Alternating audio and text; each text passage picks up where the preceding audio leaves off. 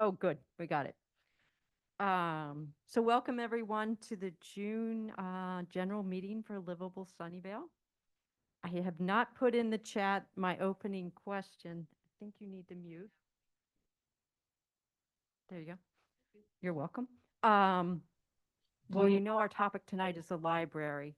So one of the questions, who has the, It's our library speaker. okay.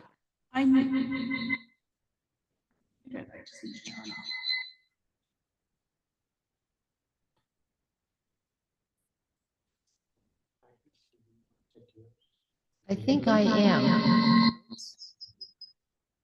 Oh, then you need to mute.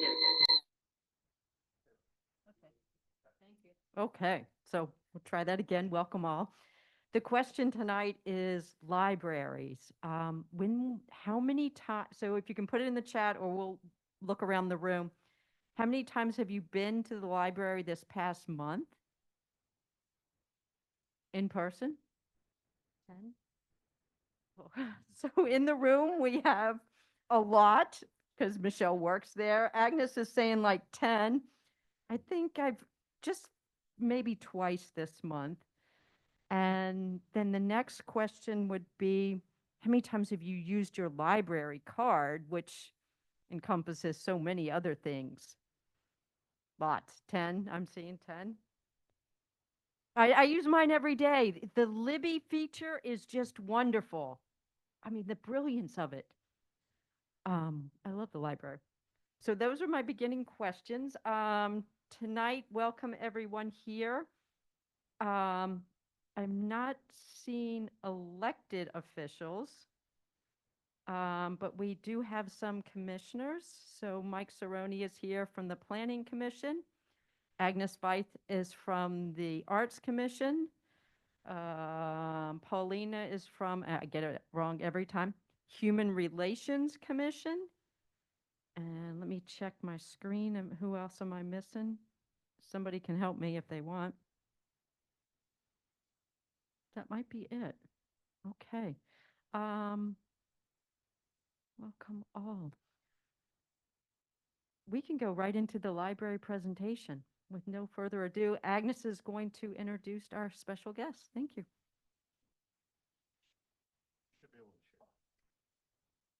Hi. Whoops. Hi, everybody. I'd like to introduce Michelle Pereira, who was hired in 2022 to serve as Sunnyvale's Director of Library and Recreation Services. Prior to coming to Sunnyvale, Michelle worked as the Director of Library and Information Services for Pasadena, and before that, as the Library Director for Rancho Cucamonga. Michelle has a Master of Library and Information Science from San Jose State University. I know library staff has spent a lot of time collecting our community's input for our new library because I frequently saw them at Farmers Market, where Michelle stopped me numerous times, and when in the library, placed my dots again on the areas I was most interested in.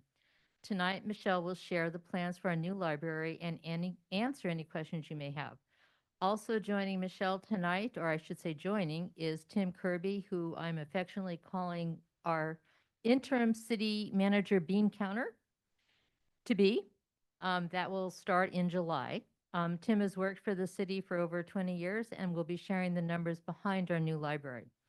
So after their presentation, eligible voting members will then vote to support or not support the library bond that council voted to place on the November ballot. If we vote to support the library, we will be following up with you with a call to action. So thank you, Michelle and Tim, for coming, and the floor is all yours. Thank you, Agnes. Thank you, Livable Sunnyvale, for having us here today and for allowing me to talk about my very favorite thing to talk about, which is the library, of course. I thought what I would do is kind of give you an overview of the whole process we've gone through throughout the year versus just where we are today, just so you get a good idea of the scope.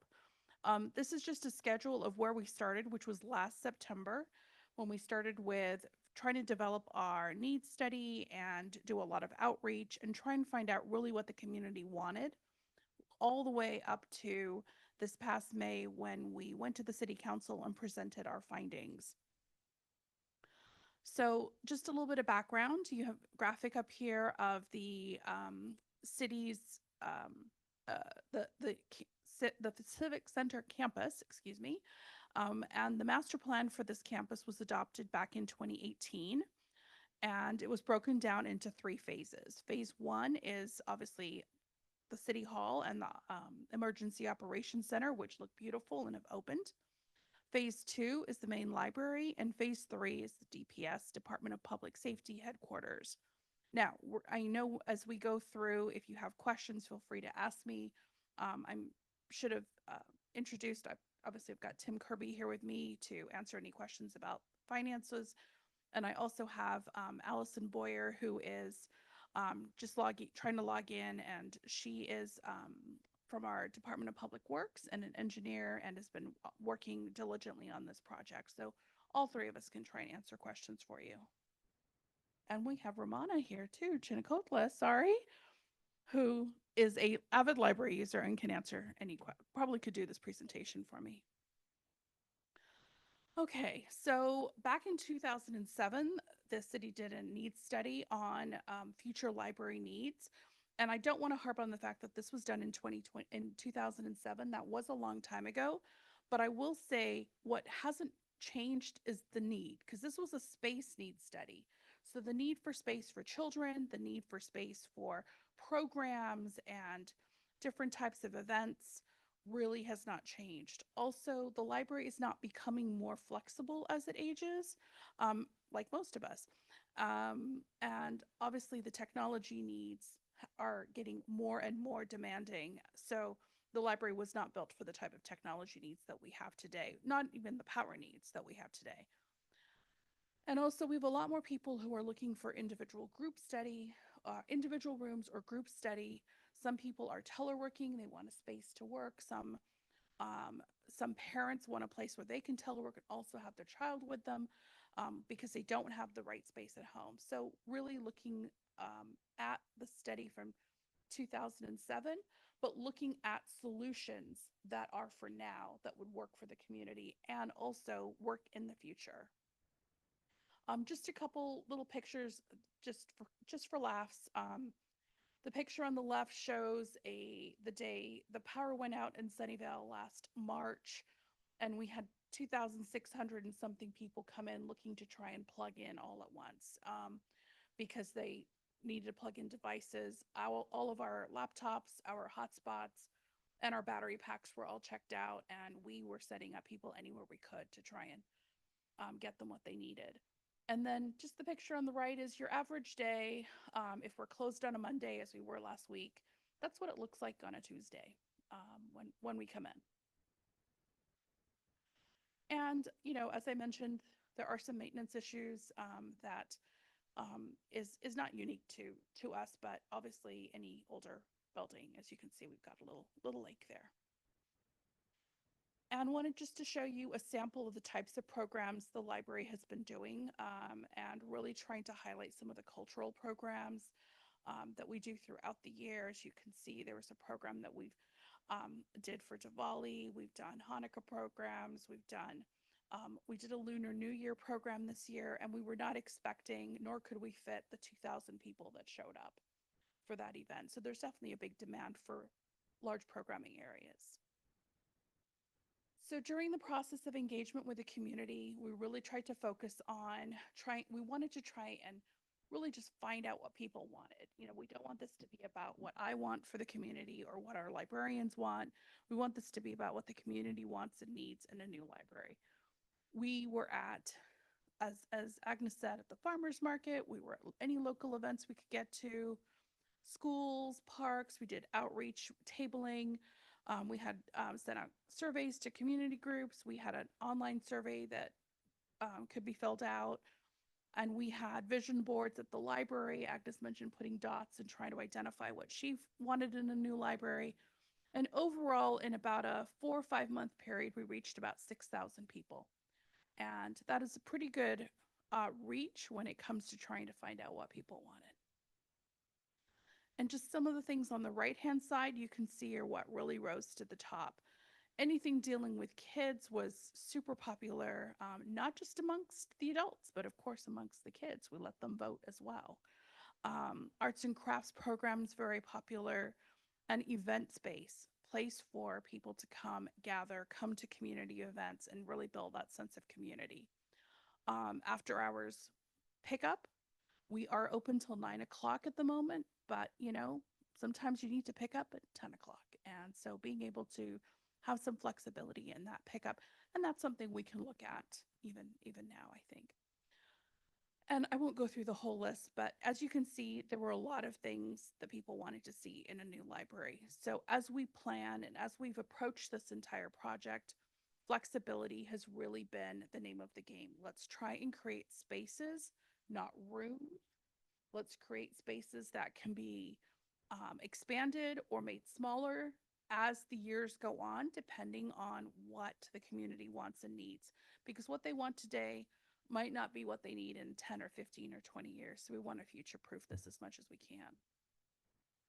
So at the April, we went to the city council April 9th with 3 conceptual options, and they narrowed it down to 2 options. Of the 3, there was a 120,000 square foot new facility, a 95,000 square foot new facility, and a renovation and an add-on to the existing building. And after looking at what it would take to do a renovation, including probably closing the existing library during the entire project, we needed to look at the city council decided to move forward with one of the 2 options there as a new facility. When we went back to them in May, after we'd done some polling, the polling came back with more support for the 120,000 square foot facility than the 95. So the city council voted to push forward the 120,000 square foot, $290 million project. There will be no underground parking. That did add significant dollars to the project. However, the city council said, even though we don't want to do it right now, let's at least think about what it could look like if we had a future parking structure or place there for additional vehicles. And one thing they were very interested in was a library to be net zero and LEED platinum like our current city hall building, our new city hall building is. So the master plan for the entire Civic Center has really focused on the success criteria. And I'll go into a little bit more detail in it in just a moment. But really at the very crux of this is improving services, and being a leader in innovation and being fiscally responsible to what the community, to our community needs and what they want. So just as a point of reference, as you think about, well, what does 120,000 square foot look like? What does that kind of money look like? The brand new City Hall building, which is 4 stories, is 120,000 square feet. It does have underground parking, an underground garage. It is LEED platinum and net zero energy. And the project budget originally was $285 million for that project, and it ended up coming in at about $235 million. Obviously, there's been some significant increase in costs in construction since 2020. So here is a picture of the proposed site. As you can see, the City Hall building on the south side of Olive there, and the proposed library on the north side of Olive. If you look at that light green meadow area, that's about where the existing library is now, just for your point of reference. What's nice about this design is the connection between the plaza, the front plaza of City Hall, and the front plaza of the library, and really bringing those 2 together. So I think that will really create some good synergy between the 2 buildings. Just a few pictures to kind of give you an idea of the feel we're looking for. We really want to make sure that we're bringing the outside inside and also taking what we do inside outside and really trying to build that nexus there. Public art in the city is very important. So obviously, and we have an art commissioner here, Agnes will agree with me. And well, our commission chair actually will definitely agree with me. And so, making sure that we have some great public art to highlight this project, as we do with the existing City Hall building. And we do have a couple more pieces actually that will go live on the City Hall side of Olive in the next few months. So stay tuned for that. So just to look at some renderings, if you haven't seen any already, this is what the front, this is just conceptual. This is not the final design. I want to make sure I put that disclaimer on. As you can see, this is, really a building that, although doesn't look exactly like City Hall, does really give you a feeling like it's a cousin, it's a relative of City Hall. And that's really important for us, not just to have, we don't want to duplicate the City Hall building, but we wanted to make sure that we're in keeping with the way that the campus is going to look in the future. And, this is a public building that really we want to have as a really welcoming space for the community. We want people to see it and find it inviting and want to come in and spend their time and do great things while they're there and learn and be enriched and really help build that sense of community. And if you're looking at this building from this point of view, you'd be looking at it from the City Hall front doors.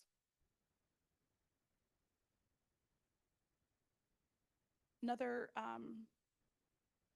view of this, again, from the City Hall side of Olive. And this one would be a little bit further down, almost towards heading towards the existing library building. This would be looking at it from the Charles Street side and Olive. And this would be looking at it pretty much where the library building kind of ends, the children's room ends today. And as you can see, a lot of glass where you're overlooking a meadow, you're overlooking trees and plant life. So really that inside outside feel was really important to us. So going back to our success criteria that is important to the entire Civic Center campus is improving quality of services and lead in new innovations. And this is really going to allow us to increase what we do for children and youth significantly. This is going to have a huge footprint for children and their families, which is right now in the existing building only about 11% of our footprint and accounts for about 65% of our business. So you can see we need to expand that for the kids. It includes a maker space and includes an art room. And it also allows us to plan for future collection growth as the community grows and bring in more collections. And one might think, well, do you need more books when everything's, online? The answer would be no, that's not the case. We definitely need more books.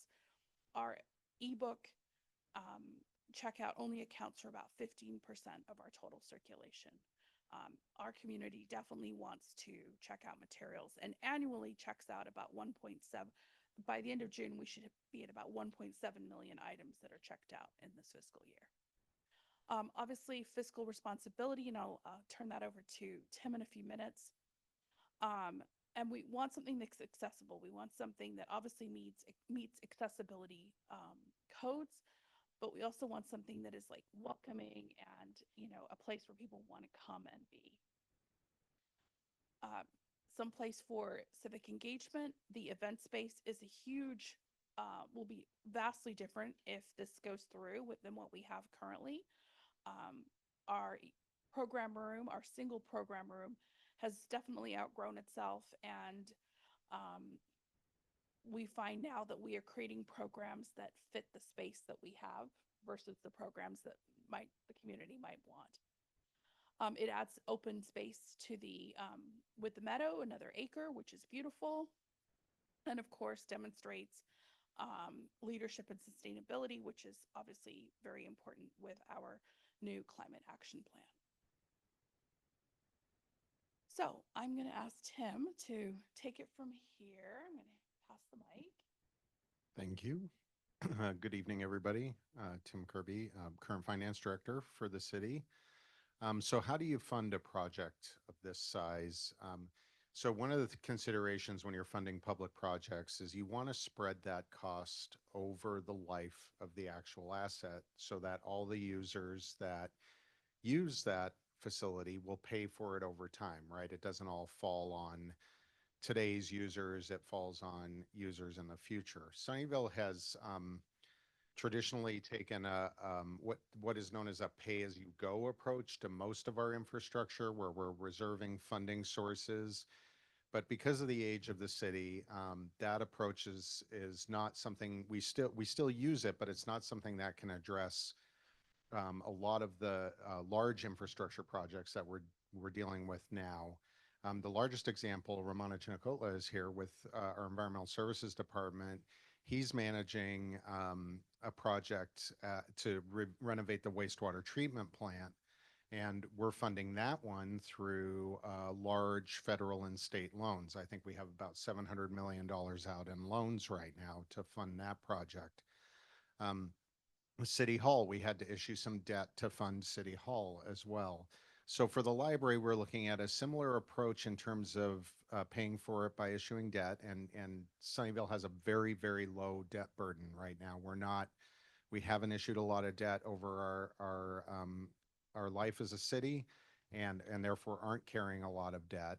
What we're proposing to do for this, and it's a common approach for a facility like a library or fire stations or whatnot, we're proposing to issue what's called general obligation bonds. And so what that means is we're pledging the full faith and credit of the city to pay bondholders who then give us money to build the project.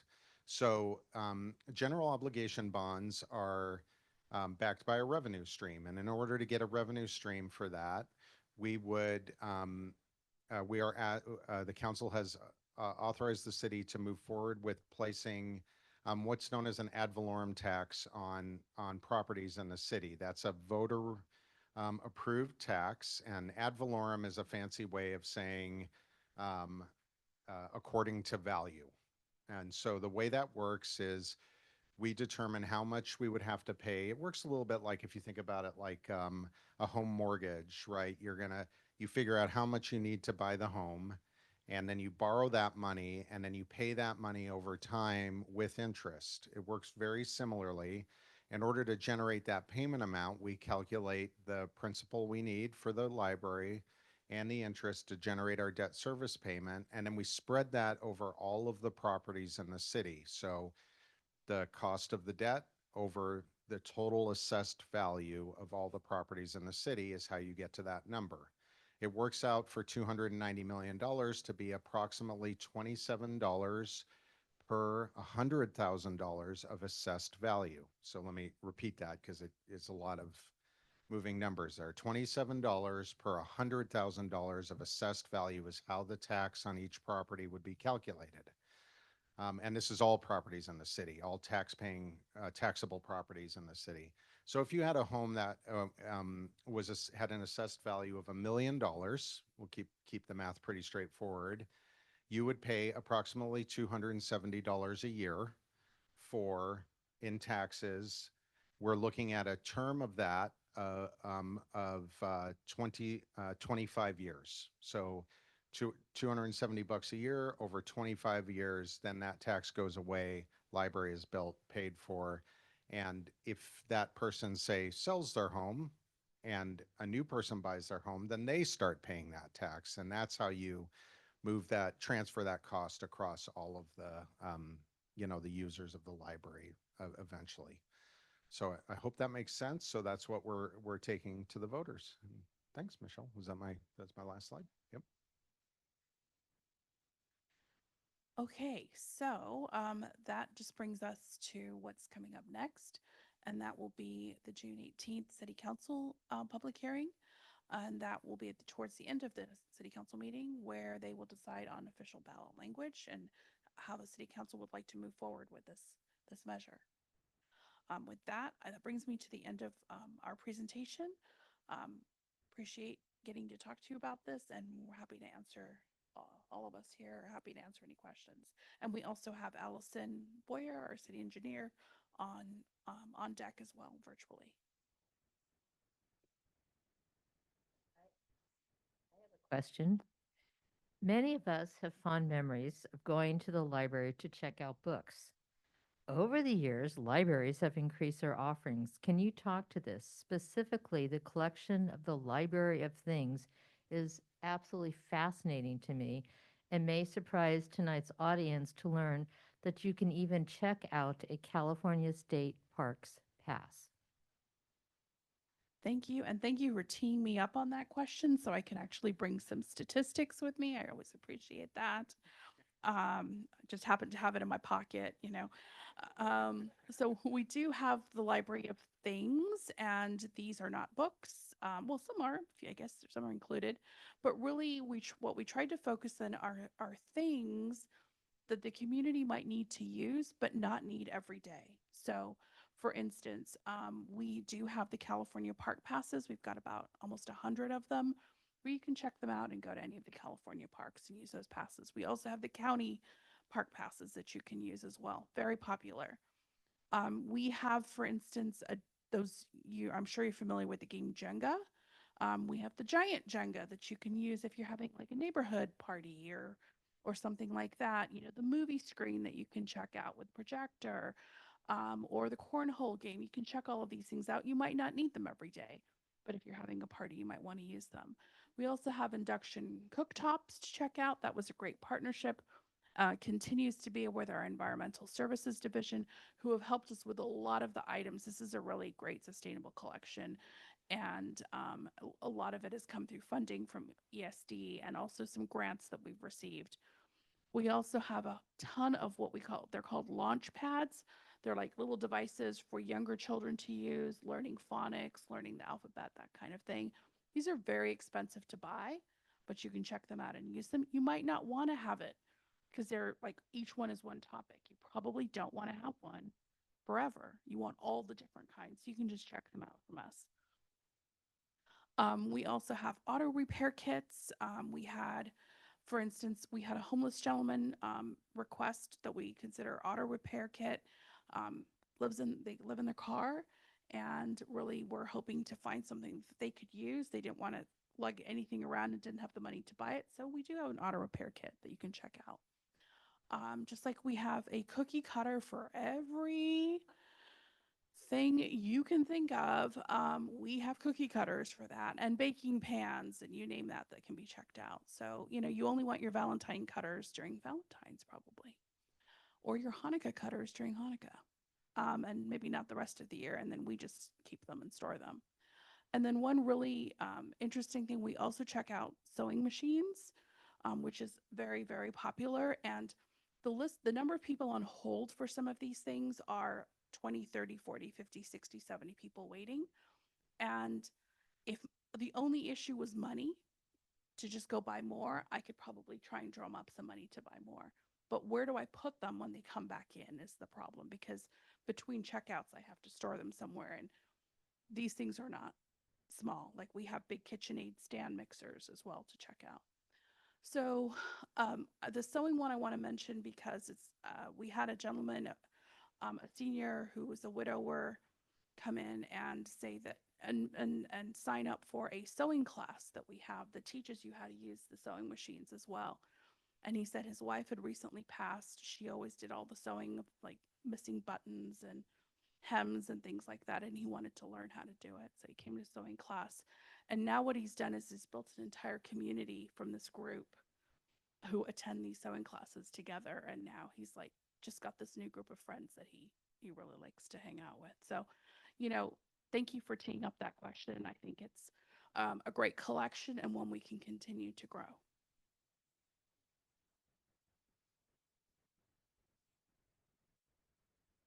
Julia, you have a question? I actually have 3 questions. No, you may Julia, have you get one mentioned que- these. No.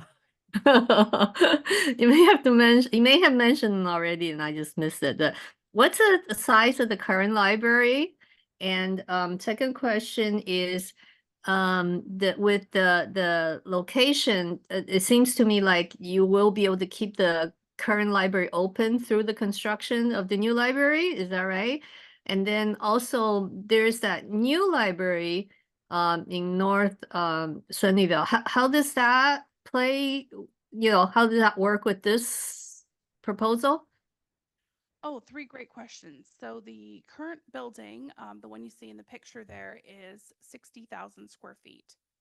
And if you've been in there, you know it's 60,000 quite compartmentalized square feet. There's a lot of additions that have happened over the years. The last addition remodel was in 1980. Um, the current proposal that we're looking at for a new building on the site that I showed you would allow us to keep this building open without interrupting services during the build, much like City Hall came up without interrupting city services. So that really was one of the big draws for the city council when it came to choosing a remodel of this building or a new building, because a remodel would mean we'd have to, relocate somehow, which would cost millions, or build or close down. And then the last question about the Lakewood branch, which went to the contract for construction, went to City Council in May. It was a big library night, May 21st. I will remember it forever. And the contract passed for construction, so it should that work should begin relatively soon. And Lakewood is scheduled to open in towards the end of 2025. It is a 20,000 square foot facility, and it will have half library and half community space. The community space will be, because it's a partnership with the Sunnyvale School District and the Fremont School District, they will have a space in there dedicated to their use. And then we will have two large community rooms that can be combined into one even larger community room for meetings like this. So it's much needed in the northern part of town. There's no access to a library within a couple of miles of that area. So we're very excited to get that underway. So, Sue, you had a question?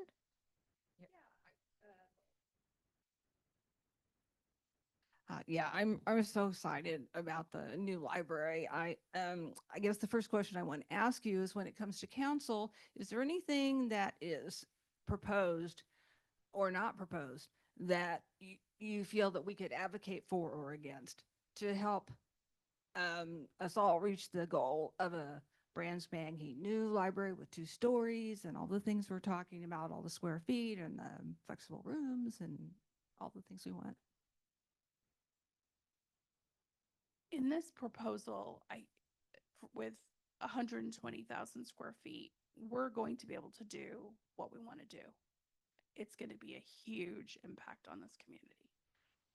It's going to allow for like I said, a very robust children's space. It's going to allow for great programming space. It's going to allow for a lot of individual meeting rooms and group study rooms, which teens are always looking for as well. And it's going to allow for just more members of the community to use us every day. We want to make sure that we keep it future proofed. And what I mean by that is a flexible space. We don't want to tie ourselves down. So I don't think there's one specific thing that you need to go to council like on our behalf to try and get. They decided, if we're going to do this, let's do this. So I do feel like they have made a really bold decision to move forward with this project the way they have. And that was also reflected in the polling results that we did. Well, that's what I thought. That was the feeling I was getting, that what was already there is acceptable and meets most of all the needs that we had been talking about. So yay, just go ahead, do it. I did wonder though, I thought about this in the Library of Things some time ago, and I remember talking to some people about it on council, and but they weren't interested then. But I am so excited. I knew some of these things that you could rent out, but I had no idea the scope of the kinds of things that you can rent out.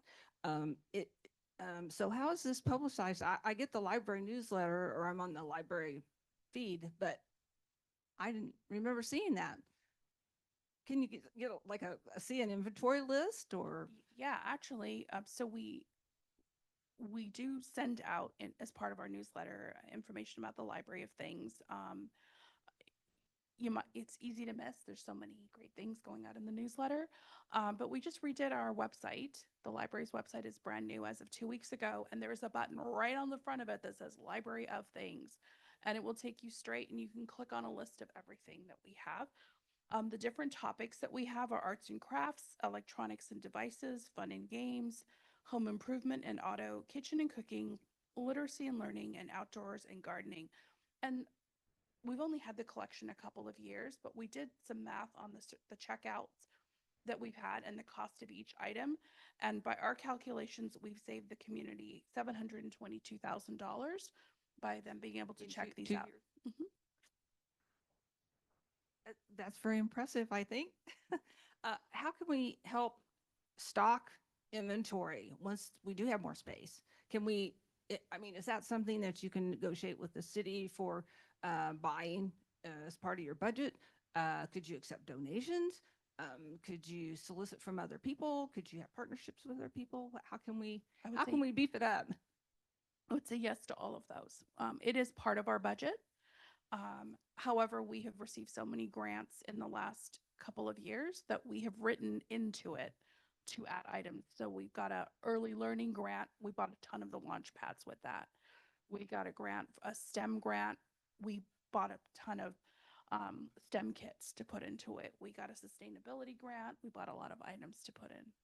So we try and write it into all of our grant proposals as well. Awesome. Just a couple of questions. You mentioned flexibility, so I'm wondering what that looks like. For example, the room we're in now, there's a wall back here, but that wall can be removed and there's a bigger room behind there. Or we can have a wall right here, right in back of you. Is that the kind of thing you're talking about? Yes, to some degree, air walls would be part of what we're talking about. There are also a lot of libraries that are being built with a lot more glass, or and not to say glass, see-through component, where the walls can easily be moved to create bigger spaces. Also having some glass-like substance also allows for better sight lines where we can see what's happening with fewer staff. So that's also a benefit. And how does this impact the Charles Street Garden? It won't. There have been several studies done on the height of the building, the shade, the different times of day, because we don't want to impact that at all. And so there's nothing that's going to be higher than the trees that are there already. Actually, because Thanks. it's going to be built in the area where it will probably bring a lot more people to see it, honestly.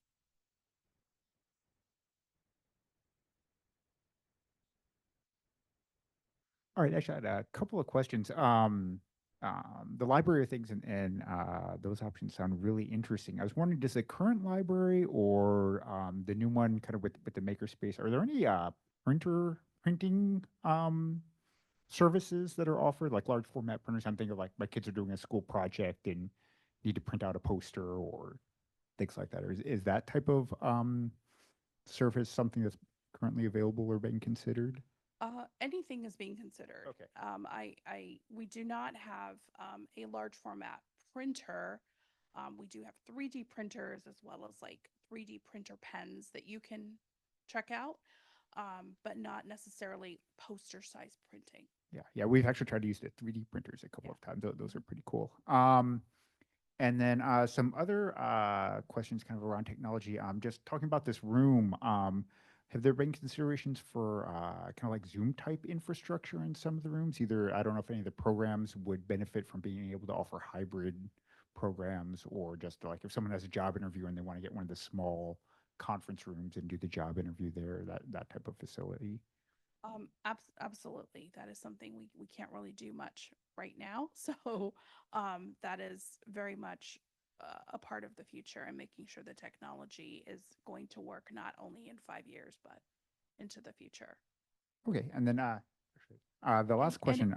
if I could Oh, go just ahead. add one quick thing, the library is also through the state library. We are on the scenic broadband network, which is the backbone for the colleges and universities in California, and we are just upgrading to. We got a grant to upgrade our pipe from a 1 gig to a 10 gig pipe. So that really we're doing it now, so we're ready for both Lakewood and the new library when it comes online. Oh, that's great. And then the last question is a little bit more complicated services. I know the city's working on strategies for like warming and cooling centers. Is that something that's being incorporated into design for the new library or being considered as one of the services there? We currently serve as a warming center and cooling center at the library during, well, warm days and cool days. Today would be one of them. We do not, however, have um, a, a separate room or anything that we use. It's just we're open. We have opened on days when we were closed just because it was so hot to act in that capacity. The new library would have obviously better technology and air and heating systems than the current one does that are very old. So it would be more capable of handling that situation. However, right now, there isn't like a specific room that we're creating just as a cooling center. It would be the entire building. Hey, thank you.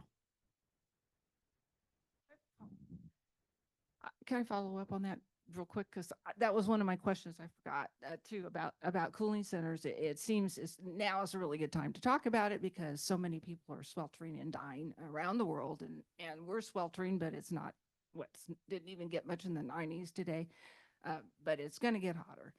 We can pretty much count on that, and we're going to have to look to our city government to help us in situations like that when there's a lot of people that need help.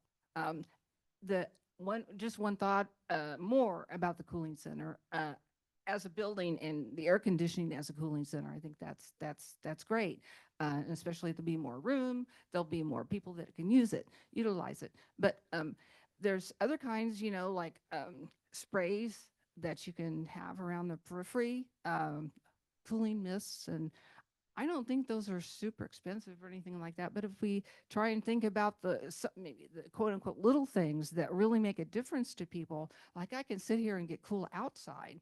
I can go in the library if I need to and sit in there for a while because the air conditioning. I think this really, want to encourage that line of thought. All great ideas. I think libraries have been. There's a great book called Palaces for the People by Eric Kleinenberg. If you haven't read it, it's basically talk. Oh, I'm sorry. There's a book called Palaces for the People by Eric Kleinenberg, and it talks about libraries as resilience centers. And when people need something, they go to libraries. We are a trusted organization. It's people feel very safe. And we are a place much like where we are right now, where you're not judged. You come in, you do what you need. We will help you as much as we possibly can. So I think in the spirit of that resilience center, we would look at all ways to try and help our community. So I know you have am I on? I know you have a meeting to go to, but oh, well, okay then. Then I can ask two questions instead of one. Okay.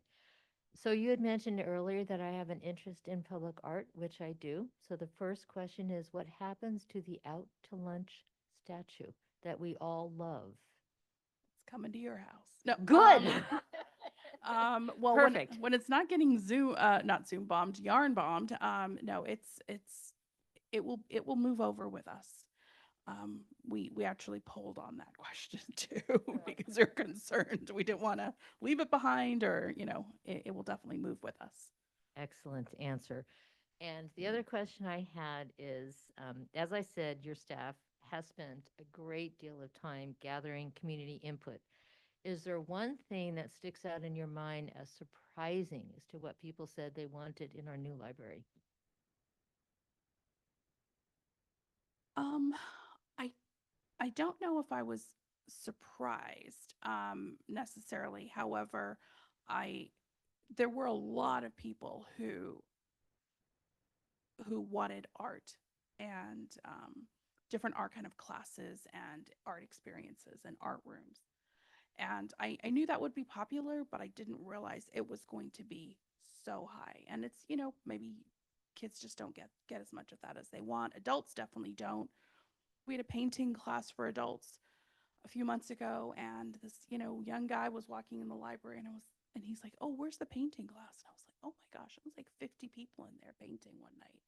So, I think it's that creative expression, being able to sit down with other people and just, which we didn't have during the pandemic. People are looking for that again. So I think um, the number of people that were looking for spaces where people come together was probably like, oh, if you look at all of these, it really adds up. I have just a couple questions because Chuck needs to start his presentation and what. Okay. I'm a visual person.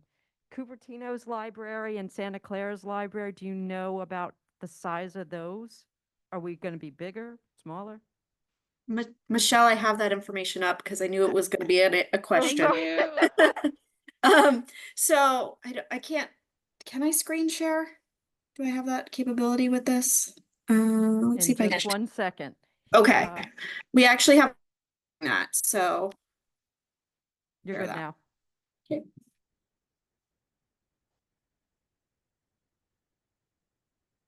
All right, so this is our number of libraries, square footage. It's just to try and show where with everybody around us. So you can disregard the one here, the 95,000. We are moving ahead right now with the 120,000 square feet. So when that library is, as well as the Lakewood Library, we fall right between Santa Clara and Los Altos in the square footage. So, and then you can see where we're at today here at down at 0.39. So it does give you an indication of where we are with our peers. So that's actually a little concerning because we are the second biggest city in the county. So is that going to be enough for our future space and growth projections? You're asking the librarian who's going to say, Oh, I get never going to be enough. I will. So maybe I need to turn to the finance guy. And part Well, of that, my question for Tim also is, you mentioned that when a house changes ownership, it would be the new assessed value the new owner would pay. Is that, and maybe this is too weedy, do we factor that into whether we have enough money? I'm sorry, is that too technical too? No, sorry, no. can I go really quick, Tim, before Yeah, you? sorry. Yep. So our master plan is adopted by council, said the largest library we could build on the site was 120,000 square feet. So that's where that number is coming from. That doesn't mean we can't have additional branch libraries or things can't change, but that's where that number is originally coming from. All right, Tim, all you. Okay. Thanks, Allison.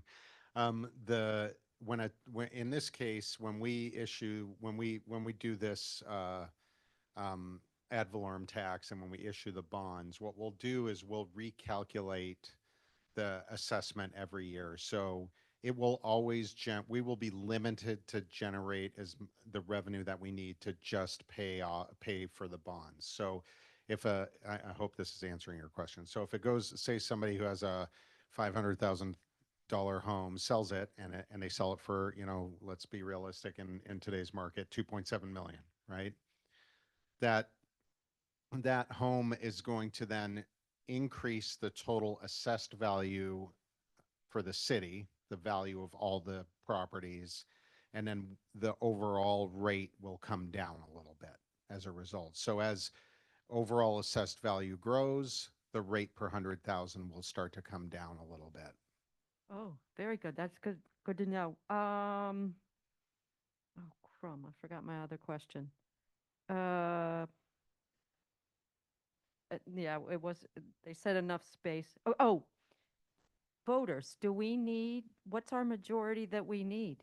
And this may come in our section later. Yeah, this Sorry, is, another technical question. no, this is that's a really great question. I should have made that point earlier, and thank you for bringing that up. This is a special purpose tax, meaning it's not a general tax, so it's generating revenue for a very specific purpose. When we take a tax like that to the voters, state law requires a 2/3 vote, a majority, it's 67, essentially a 67% voter threshold. If it's a general tax, it's only a 50% plus one. But in this case, since we're saying, hey, we're going to use it specifically for this purpose, this is going to be an editorial comment that could potentially, be disagreed with, but it always seemed upside down to me. It seems like if we want to just have a general tax, that should be the one that takes 2/3. And a special tax, well, everybody knows what we're going to spend it on, so why isn't that 50% plus one? But this is how the state law was structured, and so that's our threshold. Our polling puts us right under that, and so we're taking a bit of a risk here, in terms of, it's not a certainty, in other words, but we feel like it's a good opportunity and we would learn something from it regardless. I recall the last time that a bond issue came up for the library, and it was a very bad campaign. And there were two reasons. One, people didn't know what they were voting for, and the other thing was Charles Street Garden, because they were afraid Charles Street Garden was going to be shaded. And so I'm quite sure that group got together and voted no and told all their friends, vote no. So the fact that Charles Street Garden will not be shaded, this is a very important point, because you don't want that group to be against you. And then if there's some kind of a maquette or something or other where people can say, oh, wow, this is what we're voting for, or space or whatever. I mean, serious information out there. And obviously, it won't be exactly how it turns out, but still, I just feel this is really important because it's close. And it's 5 months away. We don't know what's going to happen. Polls, I don't believe polls anyhow. I don't care how good they are. I don't believe them. Just by way of background, the city itself cannot advocate for or against the measure, as clearly a lot of folks know here. We can only do a public education campaign. So we will educate voters on what is on the ballot, what would it pay for, what are the the things that it would pay for. So we'll be doing some of that. When we go back to council, we'll be also, we're in the process of selecting a public education consultant to help us develop the public education materials to share with voters so that they know what the measure is funding. So just to clarify, there's a question in the chat regarding the bond financing of property owners.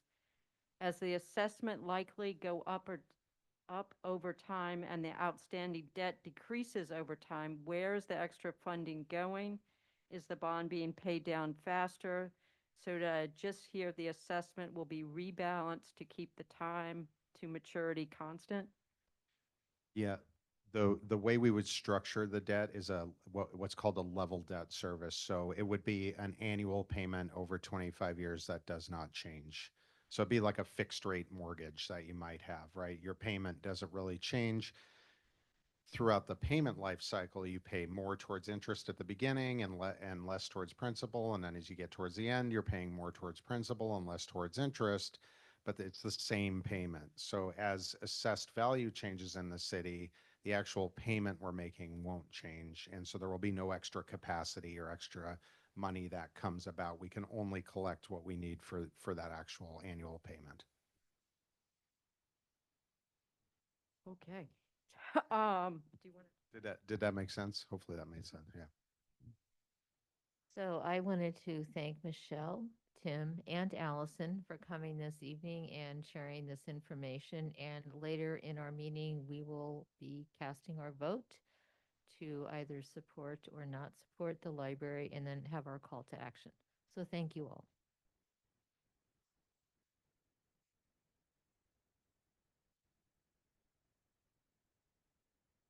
All right, and so actually, we're going to take a quick break before the further discussion about what to do for the library bond. I just wanted to give a quick update. In April, we had a presentation on two proposed developments at the Duane and Lake Haven Village Center sites. Since then, a group has come together that's concerned about all the retail that's getting lost there. The group's comprised of residents of Snail, Lakewood, some other local neighbors, and a number of Livable Sunnyvale members. And recently, we've been meeting with City Council, and on Monday, we actually talked to the developer, the Duane site. That was actually a pretty interesting meeting. There was some good news that came out of that. One is that they're actually keeping Speedy's Tacos there, which was good to hear that particular restaurant is safe. But we also had a good conversation with the owner. So he had talked about the steps he's been doing over the past number of years to try and maintain retail at the site. He hasn't increased rents in 10 years.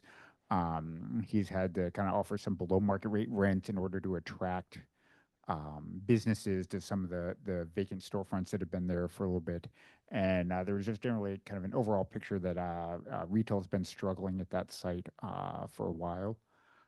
During that meeting, there was also some city staff, and they gave a presentation just a little bit talked a little bit about the process. So right now, the city staff and the developer are going through iterations of the design to make sure everything conforms to all the requirements that are in place for that site. And staff had said that they expect the plans to come before the planning commission and then later council in several months from now. So that was the timeline they had given.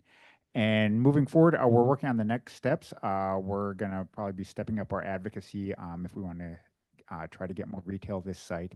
And if you're interested in participating in these conversations and finding out more, if you could email me, I don't know if somebody could stick my email address in the chat. I can add you to the mailing list so you can follow this more closely. Thank you. But actually, are there any questions? You can do Chuck Fraley at livablesunnyvale.org.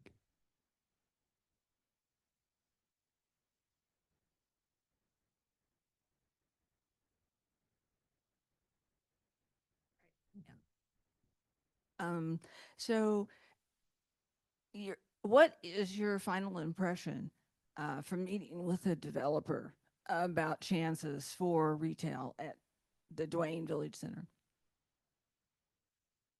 So yeah, I can give kind of a couple of my personal editorial comments. The overall impression was the developer's been doing this for a long time. He's been involved in retail for decades at this site and in other sites. He owns some of the businesses downtown. He actually said he rents to Dish Dash downtown and Metro City downtown. And since he rented to Metro City, that's how he's actually able to get them to come to build a second location out at the Duane Village Center. And my overall impression is he doesn't think retail is going to be a big success at this site, and so wants to kind of focus on something else there. So I'm always kind of an optimistic person, so I don't want to say never, but it's going to take a lot to get kind of more retail. So they will be keeping the Speedy's Tacos. They have a small parcel there. I don't know the exact size. That they've actually committed to retail there, but getting them to increase it is going to take some work.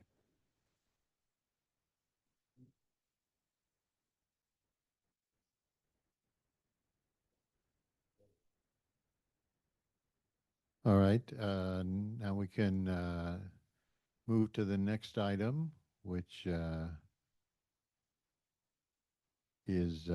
introduce, which is related to transportation. We have Adina Levin online, who should need no introduction here, but I'll do it anyway. Adina has been the go-to person for any sort of transportation issues in the Bay Area for a long time now. She was actually involved in the early creation of Livable Sunnyvale, and we always go back to her when anything comes up related to Caltrain and transportation and so on. So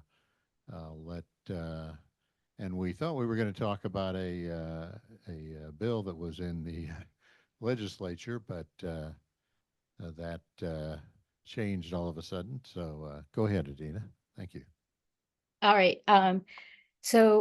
Sure, happy to give an update. So Adina Levin, co-executive director with Seamless Bay Area and co-founder of Friends of Caltrain, supporting modernization of Caltrain as part of a regionally integrated public transportation system that is equitable and accessible and supports our goals for affordable housing and climate protection and all the good things that we want.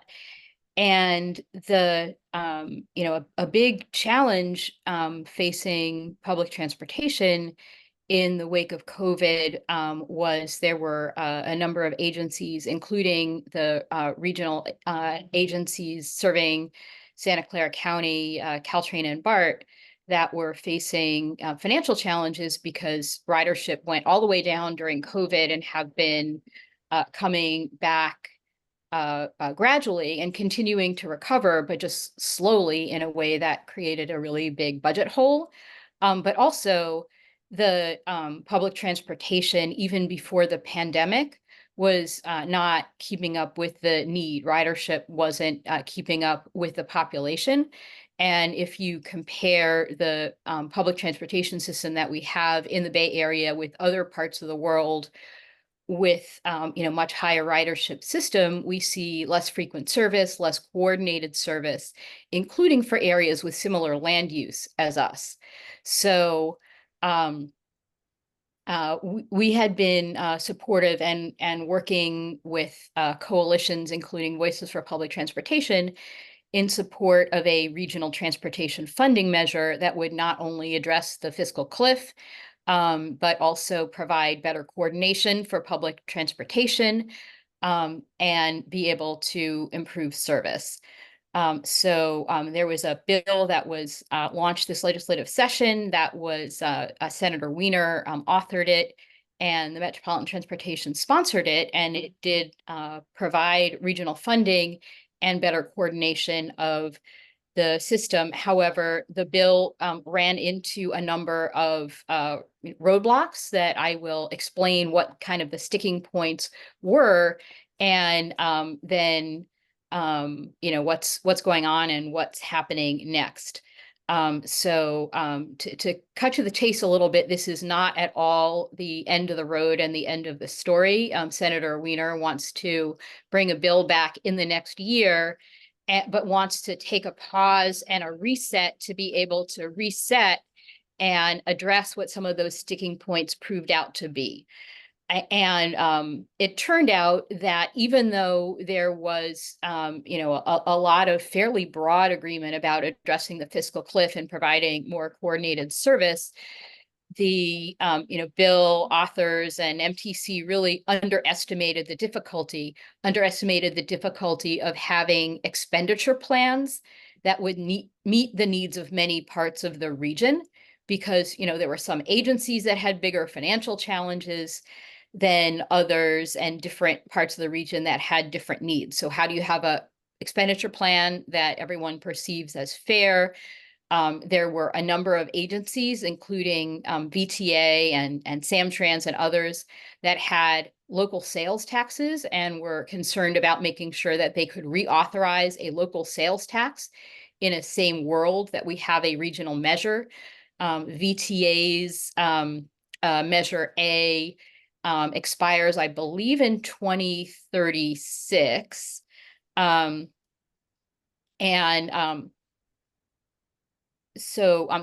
were some of the sticking points in the negotiation. Another challenge is that the bill, got fairly complicated.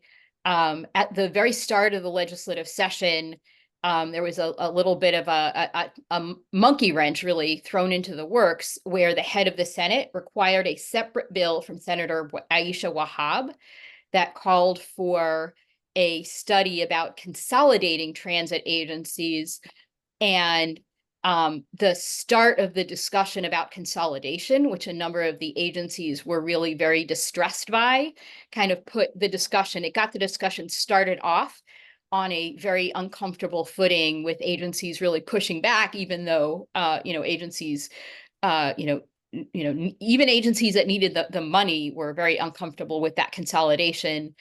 And there were some other complications in terms of there was a proposal to have a transportation demand management provision, which could be really good, but in trying to make the math work on an expenditure plan, the math got more complicated on the transportation demand management. So it all got very complicated, and the discussion got very heated. And so it is a reasonable thing to kind of take a step back and work on addressing the issues. I think another challenge, actually, I'll say one more challenge, and then what the next step is that with all of the different aspects of the bill, there are many different stakeholders who are all saying, here's how I want it to be better. And, not so many people saying this direction is really, really important and supporting the bill. So there were lots of people saying, not good enough. And that was a little bit of a dragging down of the bill. So what's happening next? On the 12th, next week, Wednesday, MTC is having a study workshop looking at what to do next on these issues, and public comment at MTC will be welcome. The staff report is not yet posted, so exactly how to be helpful, not 100% sure yet, but I will after this meeting send around a sign-up sheet, and that sign-up sheet will include some suggested talking points, especially after the staff report comes out, about how to be constructive. Being constructive is really helpful. The more encouragement is really needed, because this isn't easy. It was harder than people initially thought. And so, encouragement about why this is so important is going to be helpful. So next step is at MTC, and then there will be stakeholders discussions in the coming months before a new bill comes back next year. There is a separate issue about grade separations. Should we take the questions about 1031 first and then talk about the grade separation issue, or do both of them one after the other? Well, why don't we, let's see, I don't see any questions online right now, but I guess it's hard to be optimistic. Josh Becker tried to do some consolidation, a couple of years ago, and was shut down by what I thought were pretty scurrilous objections, which is not a surprise, right? Every kind of subgroup or agency within the Bay Area is trying to protect their own turf. And anytime you consolidate things or try and make it seamless, you're taking somebody's autonomy away. And at another group, we recently had Senator Wahab there, and I know I asked the same kind of question: how do you think you can get this through? Josh Becker is no amateur, and she was optimistic. I hope there's a way to do this, but it seems very hard just because of the resistance. It's going to happen every time. Yeah. So the Becker bill wasn't even about consolidation. The Becker bill was focusing on coordination. And it was, Wahab's provisions that were about consolidation. I think one powerful element that is, for Sunnyvale residents is the ability to communicate and influence VTA. VTA has historically been, very much, focused on local control. And this is a real challenge where VTA was asking to have, basically all of the money and none of the strings. And if a bill that just cut a check to VTA, you know, how would that work to keep BART and Caltrain running? Are we going to have, you know, 9-party negotiations about doing the budget for BART and Caltrain every year? I really hope not. But being able to speak up at VTA and to your VTA representatives saying, you know, we really want you to solve the problem. Just saying the status quo is okay is really not okay. Sunnyvale will not work and will not achieve the goals of Livable Sunnyvale if we don't have a you know, frequent Caltrain service that's well coordinated with other transit agencies. So being at VTA and being able to speak up and saying we are a local constituent is a powerful position to have and use. VTA is a whole other huge problem. Okay, well, maybe we can talk about grade separations. All right, let's talk about grade separations, and if folks have questions, I'll take questions about the other topic. So as you may have heard from the news, it's a tough budget year in Sacramento. And in the, I don't know how familiar people are in the budget process, but there is a typical milestone where the governor comes up with a revision to his budget. He comes out with a budget proposal at the beginning of the year, and he comes up with a revision in May, and it's nicknamed the May Revise. And in this, the governor's May proposal, he proposed to cut funding for grade separations on the Caltrain corridor. And this would most immediately impact projects that are very close to construction. In Burlingame, that's the most dangerous grade separation in the state on the PUC's list, which keeps the list. And then also Mountain View's Rengsdorf project, which was also, you know, fairly nearing construction. The city council had just prioritized it, and it was slated for construction over the next couple of years. Pulling the plug on that funding would also put at risk the federal funding, and which would delay the projects and increase the cost. The other projects that were immediately impacted were Palo Alto's. Palo Alto is in an earlier planning stage, but Palo Alto has been making progress also. And by you know, delaying the projects at the head of the queue, that means that other projects, including Sunnyvale's that are further back in the queue, would be even further delayed. So that was a really significant blow. Fortunately, the legislators have been making some progress in getting them funding restored. The Senate and the Assembly together made a counter proposal to the governor's budget that restores. There was also a huge cut to active transportation funding, which is terrible, and that is proposed to be restored. And it also makes progress on the grade separation funding cuts that would impact those Burlingame, Mountain View, Palo Alto projects. And so there's some weeds in here where the budget plan still approves a general fund cut, but includes budget language that uses other funding sources to bring back the funding for the project and to space out the money to be able to help with the budget, but while still moving forward with the projects. So, and now the legislator's proposal, which is really making progress at restoring the money, is now the subject of negotiations between the legislature and the governor's office, the administration. They need to come to an agreement by the 15th as a statutory deadline for the state of California. I have an action, a letter tool that I can send out to you, if not tonight, then first thing tomorrow morning, where people can send a letter, and that letter will go to the governor's office and the budget negotiators in the legislature, and encouraging them to use the legislators' deal and restore this funding for the grade separation, which is really important for safety for people walking and bicycling and driving, and makes the train more reliable so that more people can take the train, addressing our climate and housing and environmental goals. So That's the grade separation story, progress not done, and I'll send out a tool that you can use to help.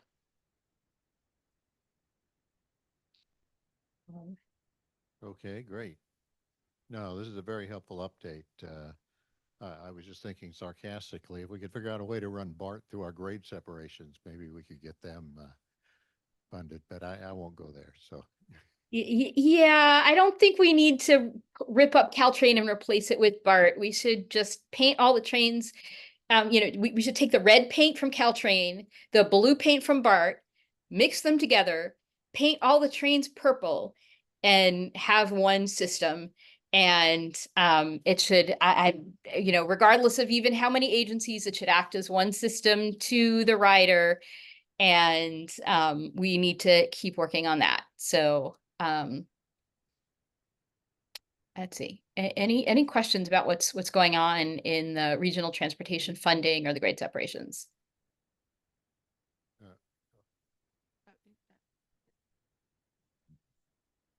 Hi, Adina. Hello. Thanks for this fabulous update. I just wondered, so are you saying that we do not have funding for grade cuts, grade separations in the current bill? And that, but you're saying that you feel that they'll be restored, that money will be restored? The money eventually? that was cut was money that was in the budget. So the state of California puts a good chunk of money towards these big grade separation projects. Those grade separation projects are usually funded with a combination of funding from the state, from the locality, from the federal government. And this was a proposal to slash the state funding. Senator Becker and other legislators have a proposal to restore the state funding, and that is what they are now negotiating with the governor's office, and they need to reach an agreement by the 15th. So there's a chance that there won't be that money for grade separations, or that there will be money for grade separations at this point. At this point, the legislators' counteroffer to the government says, bring the money back, and here's how to bring the money back. And that's what they are negotiating, and they need to reach agreement with the governor. So because the legislators have proposed to bring the money back, there's a decent chance that they will succeed.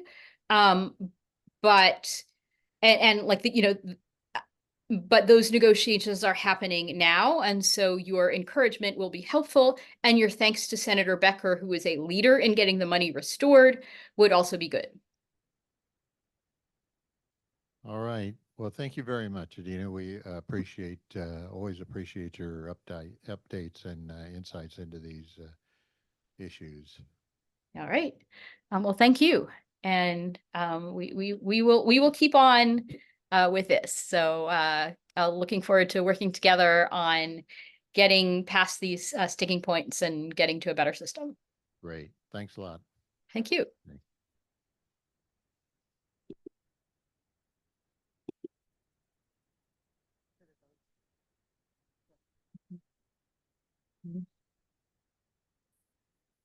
Okay, so what we would like to do now is we would like to take a vote, and we are going to use the honor system for eligible voting members to raise your hand if you're in the room, or raise your digital hand that you would want Livable Sunnyvale to help support passing the bond for our new library.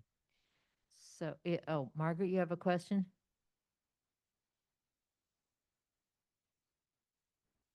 We want Livable Sunnyvale to support, I'm sorry, thank you, Margaret. We want Livable Sunnyvale to vote to support the new bond measure, and then we will talk about how we will solicit your help if you choose as an organization to do that. Thank you, Margaret.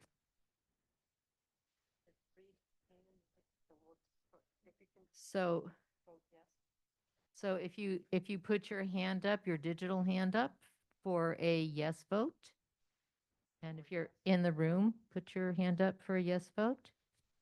Okay. Yeah, I think you are. You've been to enough meetings, I'm sure you are. Yes. Okay, so we have 7 in the room, and somebody, let's track the people online.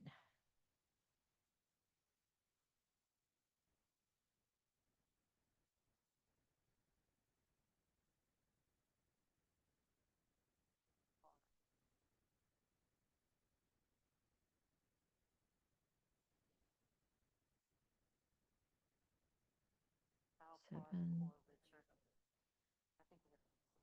Yeah, we do. Okay, so we've just taken account, and according to our count, we do have a majority of individuals present that are going to vote to support the bond measure.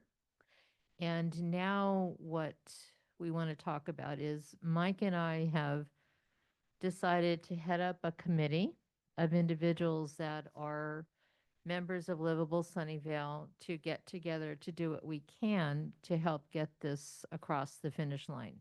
So what I am going to do is I'm going to put my email in the chat. And if you are interested in joining our committee, please send me an email and let me know. And Mike, did you want to give an update on some people you've been speaking with about this, please? Well, we're starting to meet with other groups at the council meeting that where this was approved. We heard from, who did we hear from? Well, Intuitive Surgical spoke, the Chamber of Commerce spoke. There were a number of other groups who spoke in support of the library. So, well, and City Line. Um, so, um, so we'll be reaching out to these groups. I can't remember if the Moffett Park Business Association spoke in favor. Carrie. Anyway, so a number of people spoke. So we'll be following up with them, and we'll have to put together a committee um, to do this.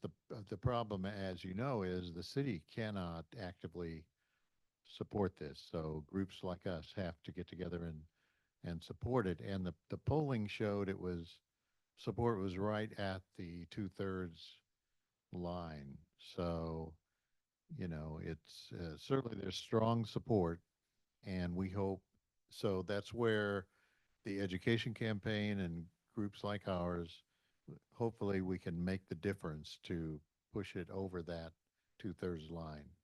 So that's what we're looking for. So if you would like to join Mike and I and the committee we are forming, my email address is in the chat. So please let me know and we will contact you. We are looking at having our first meeting sometime this month, and then we'll contact you and get your support. So thank you.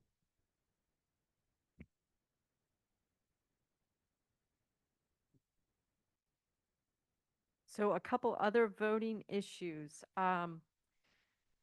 We are just starting to look at our bylaws, and one of the things that we noticed is the current language for the minutes for our general meeting. The current language says minutes will be kept for all general membership meetings and posted 72 hours before the following general meeting. We would like to change it, the new language reading, minutes or recordings will be kept for all general membership meetings and posted 72 hours before the following general meeting. And the results of votes and all motions will be kept in a motions log. So are we all in favor of that? Do I need to put that in the chat, or do you, I'll read. Sorry, Angela, but there's 2 hands that are currently raised. Rita and Michael, did you have questions, or are they just still raised from voting before? It's still raised. Oh, I see. Okay, thank Yeah, you. How so- about you, Michael? How do I take it away? We Oh, can do it. oh, Michael, you did it. Thank you. You're welcome. Did you have a question, Michael?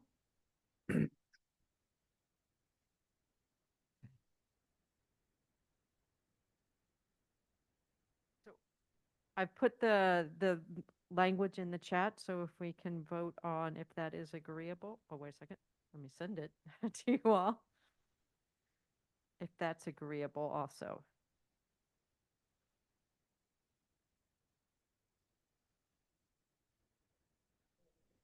Mhm.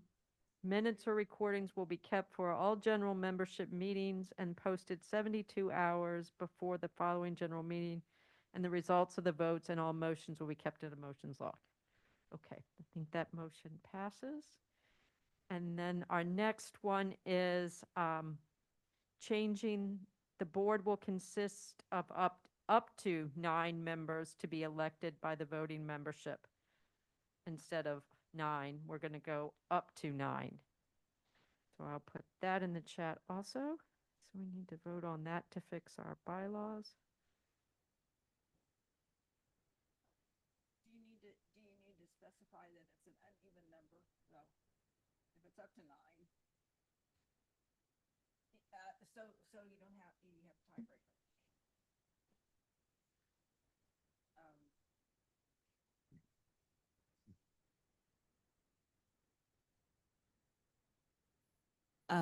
Yeah, I was just thinking if you say 9, that's fine. If you say 7, if you say 5, if you say 3, because you need an uneven number. But if you say anything up to 9, I don't know if you need to specify that any uneven number of board members up to 9 or something like that. I don't know if that's necessary or not. I have no idea.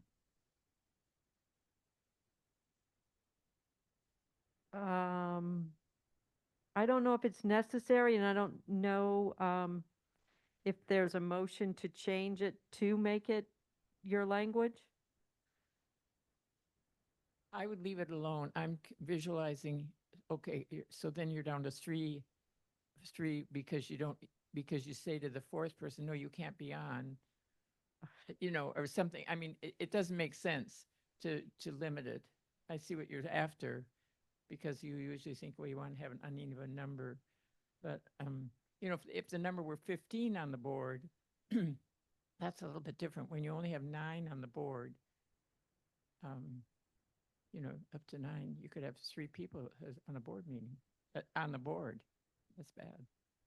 So are we okay to leave it at the board will consist up to 9 members to be elected by the voting membership? Yeah. Do we have questions or? I think these are votes, right? Julia, do you have she's voting or a question? No, I agree with what Margaret Margaret's just said. Okay.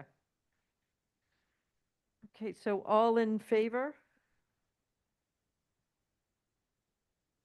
Maria, are you voting?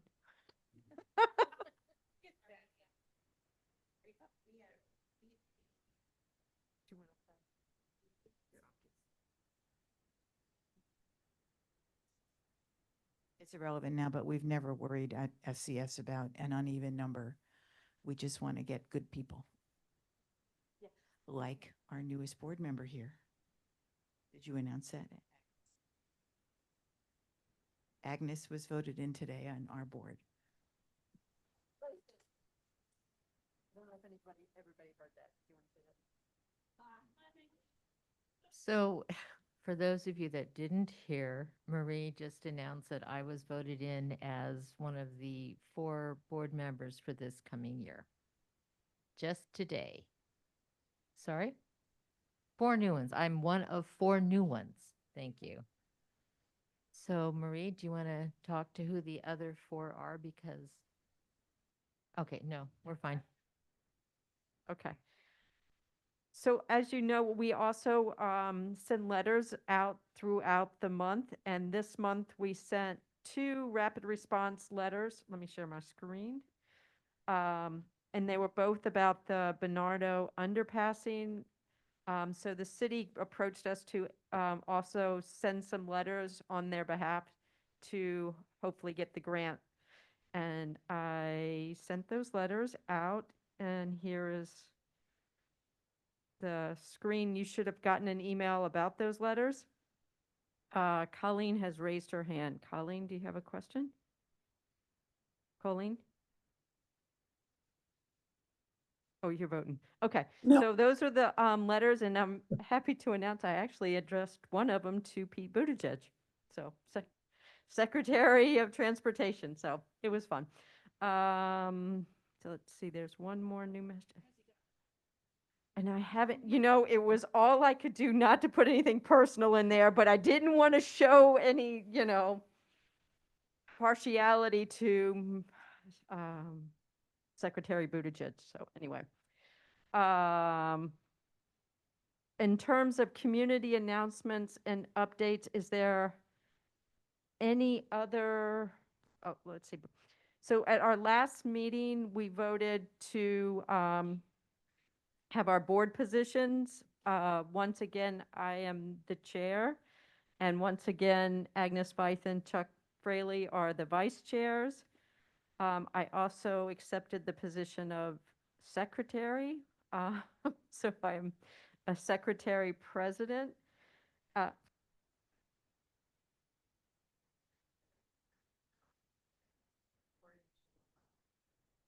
Now, according to nonprofit organizations, the president cannot be the secretary also. That issue came up with the museum board. And so we just reviewed it really recently.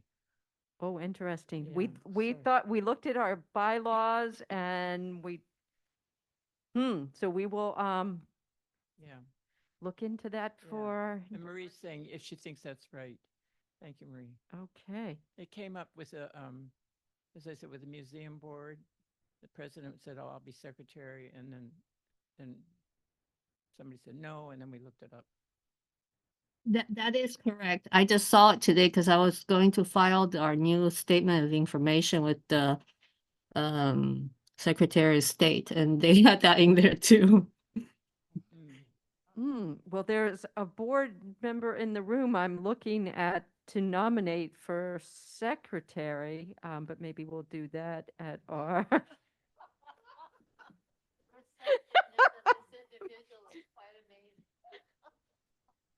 I'm looking, okay, we will do that at our board meeting. We'll find a new secretary. In terms of other news, let's see.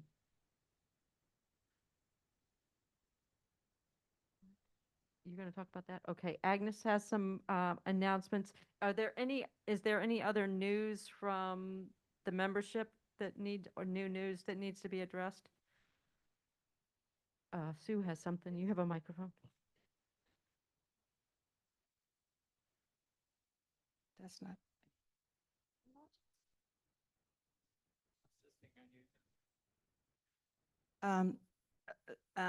So, I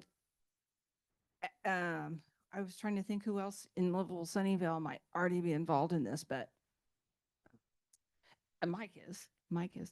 Anyway, the news is that we meaning a group of citizens, including Murley on the council, is has formed a group that is trying to revive the summer solstice ceremony or gathering, I should say. There's no ceremony involved, for the two big brass pieces that look like an kind of an asymmetrical pyramid that's on the corner of El Camino and Matilda, just right behind the big Sunnyvale Community Center.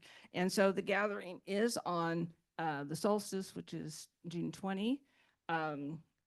And there is another gathering for people who do not want to try and meet the sun on summer solstice day, which is like a 5:30 kind of thing. And I'm one of those people. But anyway, there's going to be another gathering on Saturday. We're going to have a flyer out soon. And Murley is posting information on his Facebook page. And I'm not sure where else you can find information about it right now. But in the next few days, it'll be on the web. But I hope if anybody's interested, they'll come, because it could turn out, this is kind of a beginning. And if people come and they come the winter solstice and then they come the summer solstice the next year, there'll be we could turn it into something pretty cool because that's something that everybody in the world celebrates. It's a human thing. Oh, and I got a little bit confused. I'm sorry. We still have our board member Paulina Zapata, who is our membership coordinator, and Angus Leo is our treasurer. So I'm sorry for that confusion. Agnes has some news. So I wanted to let everyone know that Livable Sunnyvale was awarded a county grant, and the grant is going to be used for the AI software called Wordly that the city is currently using. And what this software does, for those of you who aren't familiar, it's real-time translation.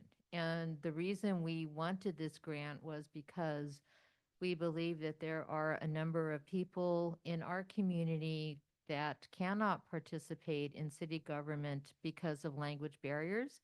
And this is our way of inviting more individuals to participate. The board is talking about using it potentially at the forums that we want to have for the elected officials that will be coming up sometime in September is when we're talking about having the forum. The funding will be released in July, August timeframe, and we will have to use the money judiciously because we pay by the hour. So there you go. So we have our first grant. So yay, Livable Sunnyvale.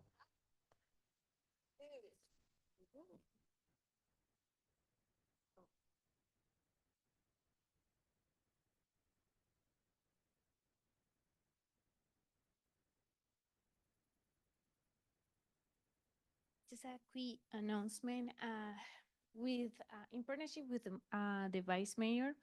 So we are trying to celebrate the Hispanic Heritage Month. So we're thinking about celebrating in September. We have some ideas about the location. So today we were talking about it. So we are still working on the details. So when I have more information, I would like to share with you so you can, come and enjoy and learn from the different countries from South America and Central America. And this came because we were really looking at, and Merle in particular wanted to do this. At first it was, well, let's do Cinco de Mayo. But that is, first of all, not a cherished tradition in Mexico. And it also doesn't reflect the Hispanic diversity that we have. And so in looking this up, so our staff at SCS is interested as our community leaders who represent a wonderful, diverse set of folks representing the Hispanic community in particular, but it would be a great example of us bringing in cultural and celebrations and really looking at that part of our community that we really want to shine a light on and have some fun as well. But no direct plans, but Merle, as you know, is the one who started the Diwali festival. And so which happens, I checked in October, so that doesn't conflict.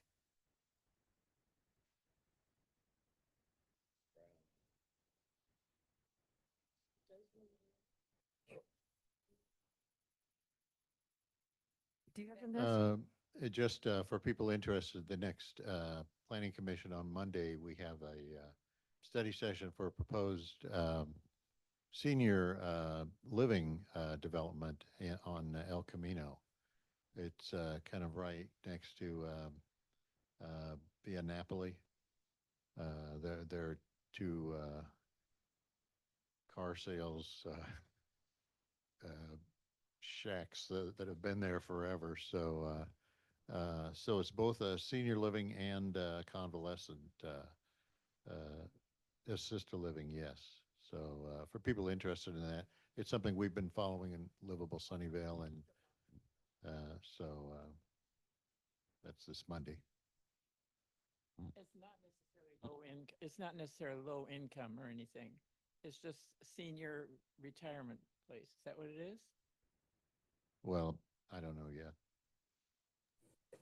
We don't have the staff presentation yet. So. The agenda says it's a convalescent hospital. Right, and there's two buildings there. One is the convalescent hospital and the other's the senior living. Oh, thank you. So is there any other news from anyone? All right, we are still trying to plan our July meeting, so stay tuned and thank you all for coming and being with us tonight. Have a good night. Thank you.